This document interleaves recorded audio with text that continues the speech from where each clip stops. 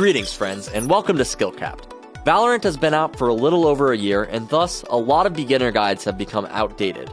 We figured this was a good opportunity to brush up on some of the things you may need to know if you are a brand new player in Valorant. But don't worry, if you've been playing Valorant for a little bit, we still have a few things that you may have not known from the start to help you out. So stick with us whether you're brand new or a long-time player, and let's get into everything you need to know for playing Valorant. I'm going to try my best to include only the most important things to starting out the game and getting better to make sure that you can centralize your focus on improvement. Obviously, Valorant is a massive game with many things you can constantly be improving on. But by focusing our improvement on a couple of things, we can accelerate the learning process to help you become the best gamer you can be as fast as possible. If that sounds good to you, let's get into it, but before we do, let's introduce our question of the day, which is, what game did you play before Valorant? If you're watching this video, chances are you're coming from a different game. We're interested to know which game that is, so leave your answers in the comments below. Starting out with the very beginning though, the first thing you'll see when loading into the game is naturally a tutorial. If you've already done the tutorial, don't worry, we're not going to be focusing too much on the actual process of running through it, but these are just some general things you should probably adjust at the start of the game. If you are, however, following along with the tutorial, that works fine as well. Just listen to Brimstone's voice while he guides you through everything. There are a couple of things we'd like to note here though as you're going through the motions. As you load in, the first thing I recommend doing is checking your video settings. Valorant is set up in a way where the high settings isn't really much more demanding than the lower settings, so you're free to pick and choose however you want them to be. Generally in Valorant though, the best players will play on lower settings because this will not only give you a slight advantage in frames, but this will also make it easier to pick out your targets, since there will be less detail on the screen for the background. On screen you'll see the settings that I recommend. The only setting that I leave on actually is Bloom, because the effects of some abilities stand out just slightly more when you have Bloom on versus when you have it off. As you move your way through the tutorial, once you get to the flying bots, Brimstone will tell you to test out the guns in the game. The two main guns in this game that you'll see are either the Phantom or the Vandal. We'll talk about this a little bit more later, but from here you'll also notice the sensitivity selector in front of you. By shooting the left or the right side, you can raise or lower your sensitivity in-game to find whatever feels best for you. Generally, in games like Valorant, the lower the sensitivity, the better. A good rule of thumb when selecting your sensitivity is that from the center of your mousepad you should be able to do an 180-degree turn. The reason for this is because Valorant is a game that relies a lot on something called crosshair placement. This means that if you're playing the game correctly, most of the time all of your enemies will be in front of you, meaning you're not going to have to do those crazy 360-degree turns all the time. That being said, realistically you can choose whatever feels most comfortable for you. The sensitivity adjuster they provide for you here though will only allow you to change the sensitivity by the 10th, so if you want to be more precise you can go to the general settings and adjust it there. After you have your sensitivity selected and have finished the tutorial, you're going to want to load back into the practice range. From here you can test out any of the agents in Valorant and you'll have plenty of time to do that yourself. It would take a really long time for us to break down what every character does in the game, but just pick the one that feels coolest for you for now. To start out, shoot the practice button on the panel in front of you and then open up your settings again by pressing escape on your keyboard. We're going to give you the best crosshair for beginners. To do that, go to the crosshair tab and scroll down to the inner lines section. Switch your opacity to 1, your length to 4, your width to 2, and your offset to 2. Then lastly, you're going to turn off firing error.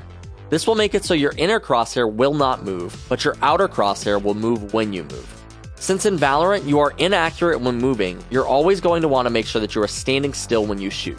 This means you're going to want to wait to shoot until those outer lines come in. Go ahead and shoot the bots in front of you for a bit. Make sure that your inner lines are always on the bot's head and your outer lines are always closed in when you shoot to make sure that you are always accurate on your shots.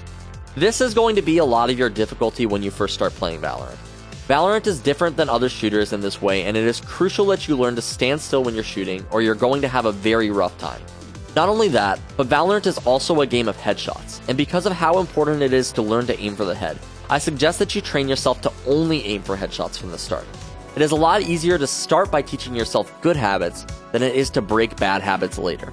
After you have that all selected, that's almost it for your settings. So next I want you to back out of the practice range, and when you're ready, queue up for a deathmatch. Once you're in the deathmatch, look up at the top left of your screen. You'll notice your minimap will likely be a bit cut off. To fix this, go to your career tab in settings and scroll down to map. From the top to bottom, select fixed, always the same, off, 1.2, 0.9, on, and always. This will make sure that your whole map is always on your screen and it is as large as possible, so that you can always keep up with what's going on.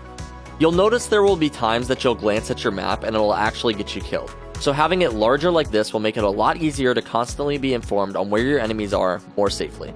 As always, you don't need to use these specific settings, but these are what I recommend for the newest players. Now close out of the settings and let's focus our attention on the deathmatch. What you should do first is press B to open up your buy menu and select your rifle of choice. I primarily use the Vandal, so that is the gun I'm going to select here. But there are two things I want you to focus on in the deathmatch. The reason we only want to focus on two things is because we don't want you to overstimulate everything. If you're brand new to Valorant, there's going to be a lot of new information coming at you right now. So just focus on these two things and don't even worry about performing well in the deathmatch. The first thing is standing still when you shoot. You can move around the map if you want, but whenever you see a player, make sure that you first release the movement keys and then second begin firing. Don't start shooting and then stand still, because you'll already have thrown off your accuracy. Instead, remember what we just said. Release the movement keys and then start firing.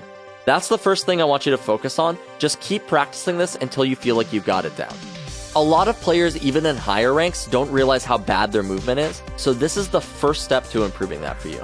After you have that down, the second thing I want you to focus on is just tap firing. The recoil on guns in Valorant is very hard to control, and you may have already noticed this. Remember, it only takes one bullet in the head to kill an enemy player. Instead of shooting a lot of bullets at your target, just shoot a few and aim for the head. What you really want to eliminate here is the panic that you have when you see an enemy.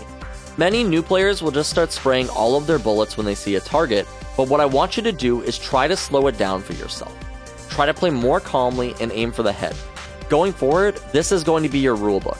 Rule number 1, always stop before shooting. Rule number 2, always aim for the head. Rule number 3, never shoot more than 3 bullets at a time. And rule number 4, don't crouch while shooting. And that's it. These rules may sound weird at first, but I promise you they will help you build up good habits as fast as possible in Valorant. Once you feel you've mastered these things, if you want to get into more advanced tactics, feel free to check out any of the other videos on our channel. But until then, take what you've learned and feel free to queue into your first unrated game. We didn't cover anything about agents or their abilities in this guide because every agent is different and they are all going to play differently. The reason I wanted you to load into a deathmatch before an actual match is because Valorant can be a pretty stressful game at times, and because you only have 1 life per round, you're probably going to be a bit afraid to take engagements. Something I want to remind you all of as players is that although you may only have 1 life per round, in the grand scheme of things, these rounds don't really matter, and what matters most is your improvement. These habits that I talked about before that you should be building might feel weird at first, but they will help you improve at the game. And because of that, the final thing I recommend to you is to try not to play too scared.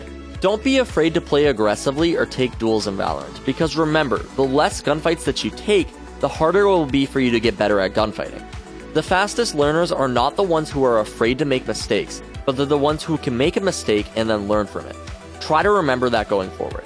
And if you haven't answered our question of the day, which was, what game did you play before Valorant? We'd love to hear your responses in the comments down below. I'm the King Live, and we here at Skillcapped want to thank you all for watching. We'll catch you in the next one.